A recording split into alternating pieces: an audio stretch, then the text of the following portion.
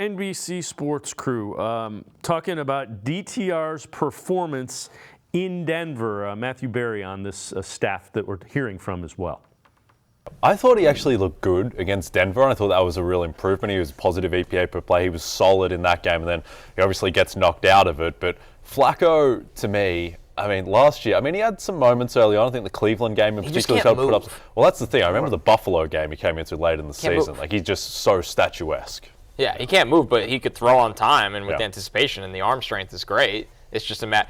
The Browns typically, and I know they've had a lot of injuries this year, typically have a decent offensive line that you hope it would look a little better, but he's not a guy that can escape or no, but you know what? But you know what he can do? He can be a game manager, which honestly, given how good that defense is, they're still, I think the Browns are 7-4, right? I mean, the Browns are still very much alive in the playoff mix, and like, if you can just literally be a game manager with that defense, hand the ball off, convert some third downs, which Flacco I think is certainly capable of.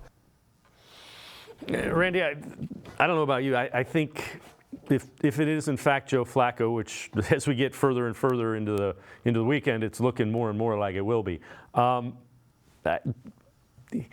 Stefanski's offense is built for a guy like him. Play action, you go two tight. It's going to look a lot more like the Baker Mayfield version of the offense than it looked like the version of the offense that they had here.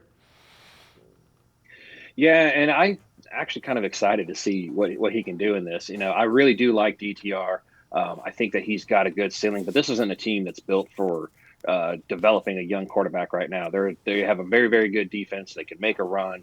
They can make some noise in the playoffs. And, Matthew Berry said it right there. They can do it with a game manager, and I think Flacco can do that. More importantly, DTR, PJ Walker, they're not pushing the ball more than 10, 15 yards at most downfield. Flacco kind of gives you that risk that he can launch it.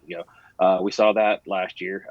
I don't want to have to relive what happened in week 2 last year, but we saw him launching the ball, getting Corey Davis deep for that 60. I think it was a 66-yard touchdown. So defenses are going to have to respect that, and it goes back to what we were just talking about. You have Flacco out there, and the defense knows, hey, if our safeties come up too high, he can beat us over the top. I think it's going to be good for guys like Elijah Moore and Amari Cooper to know that they can actually run deeper routes. Yeah, and the other thing you're going to have to do is you're going to have to find a way to give some help protecting. So you probably have 2 tight ends, and you probably also have Nick Harris in there as a fullback, who's another offensive lineman picking up, guys coming in.